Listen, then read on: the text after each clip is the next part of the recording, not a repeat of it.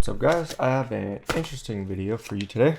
So I've been using this flux for the majority of the time I've been doing soldering. It's not very good. I mean, it's cheap M35 knockoff stuff. It smells like death and it creates a lot of smoke.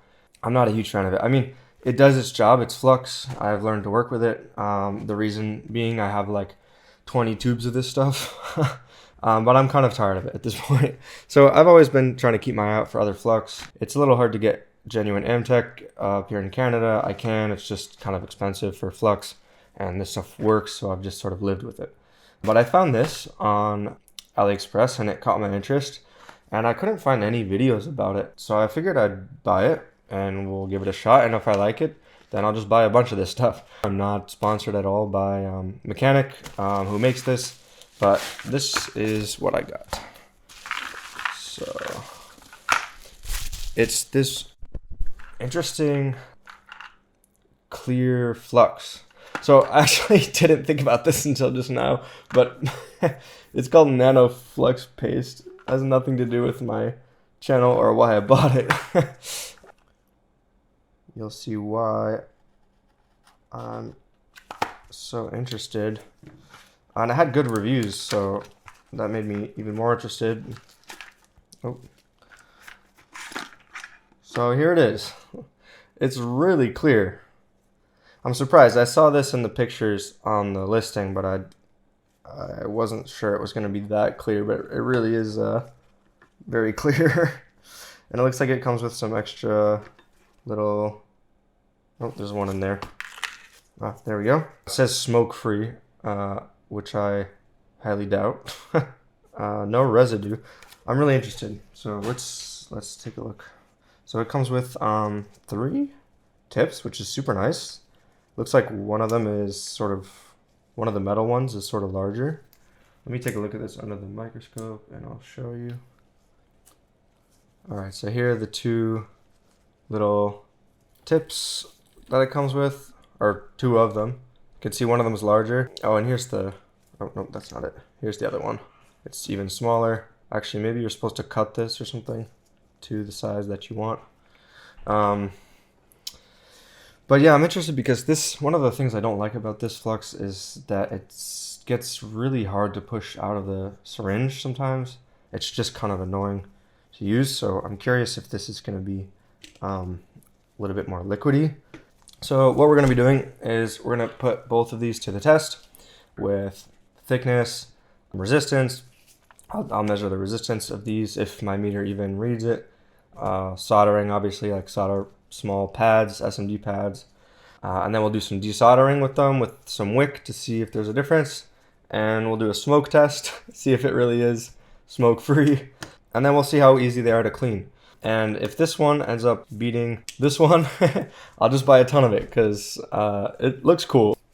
So we're going to be using this little broken SSD to do some testing. Let's put one of these tips on here. I'm going to go with the sort of medium-sized one. It's sort of what I'm using with this.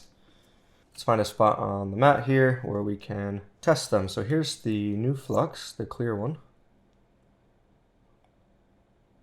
Wow, that's like super clear. I like the consistency of this. I'll tell you right now, this is way easier to get out of the syringe than this one is. So you can see when I push this one out, it's definitely a lot thicker. I guess I wouldn't say a lot thicker, but it is like holding its shape. You can see this one. Oh, I mixed them accidentally. Let's get rid of that. It's gonna ruin our resistance test. Let me just do this here. Alright, so yeah, you can see like already this is pooling up a good amount compared to this one. So it's definitely a bit thinner, but I kind of like the consistency. It's not like too thin. This would be really nice for BGA rework to get the flux underneath the chip. Okay, so let's switch to resistance mode on my meter. And I'm going to set the speed of my meter to low because it'll be more accurate. My meter has a maximum of 50 ohms, 50 mega ohms. So we'll see if either of these actually give a reading. So we'll test the Amtech clone first, the NC559 stuff. And we do actually get a reading.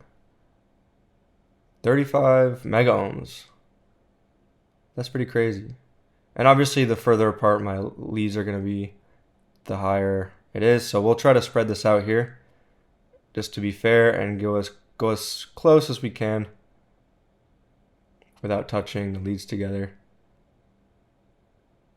Yeah, about 50 mega ohms. So that's supposed to be no clean flux, which, I mean, 50 mega ohms is not really going to do much.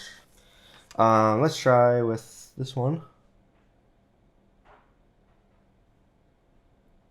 Not getting any reading here. What if I go even closer? Wow, I'm like almost touching the leads together and I'm getting no reading. Wow, okay, so this wins the resistance test. That's pretty interesting. I'm actually surprised that the 559 gives any kind of reading on my meter. Okay, so here's my test board, and we're going to start with some pads like these. So on one side, we'll use the clear flux.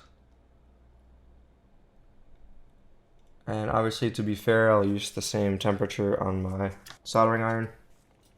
So I'm just gonna like drag it across here. That's nice. I mean, it's definitely doing its job as flux. Wow, okay. So let me clean this and we'll do a comparison with the... Ooh, that's nice to clean. Wow, I'm not even using any heat and that's just kind of coming off. Those are nice nice pads. I mean, it's definitely doing its job as flux. And let's try with the 559 clone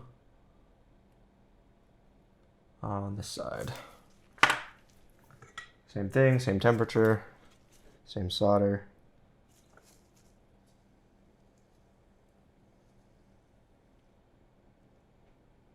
And I don't know what all that nastiness is on the right. I think that was just something on my iron. All right, so I mean, like, these look pretty similar to me, to be honest. It's not like one really looks better than the other. I mean, I think they sort of tie as far as actual like soldering goes on pads like that. All right, and while we're here, we can test desoldering. So again, we'll go with the clear flux on the left. And I'll get some desoldering braid. I'll make the pieces of braid as close to the same size as I can. There we go, two the same size. And just because if you have a longer piece of braid, it will behave differently. Just because it will disperse heat more than the smaller piece.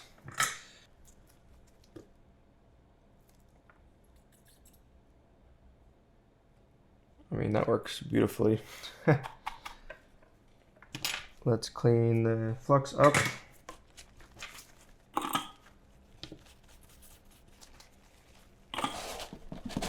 It is crazy how I don't have to heat this to clean it. I mean, the board's warm, but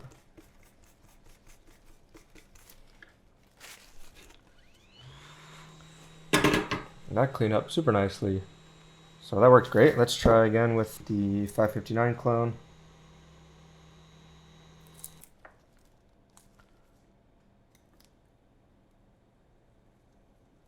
And my braid just sort of spread out there, so that was just user error.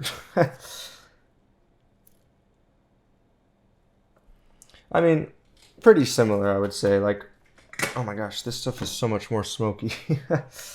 So I would say, like, as far as soldering goes, these are pretty close, if not the same performance-wise. All right, so now for the next test, let's go to a little spot on the board like this, and I'm going to pop some of the clear flux down here.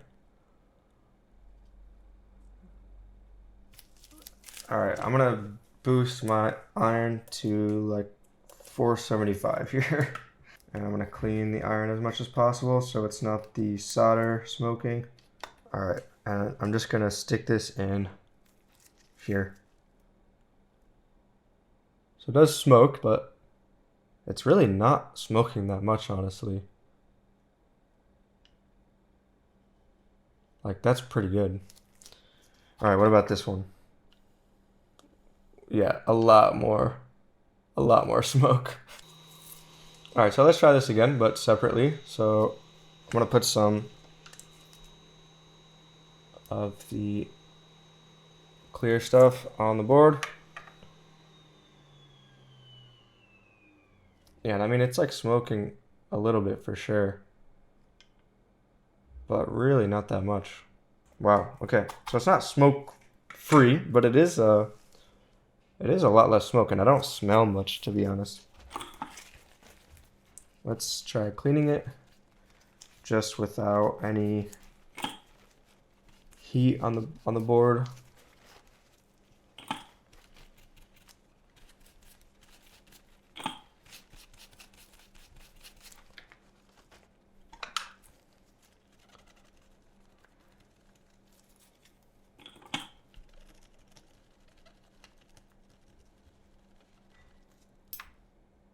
And that cleans up like beautifully without any heat at all, really.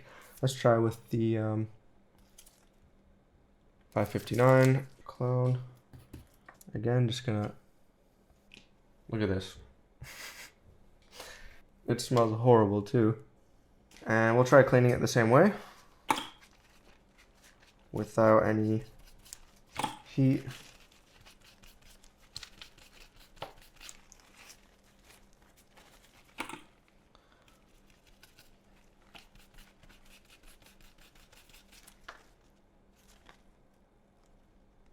And you can see there's still some flux residue behind it, actually a good amount. Let's try again.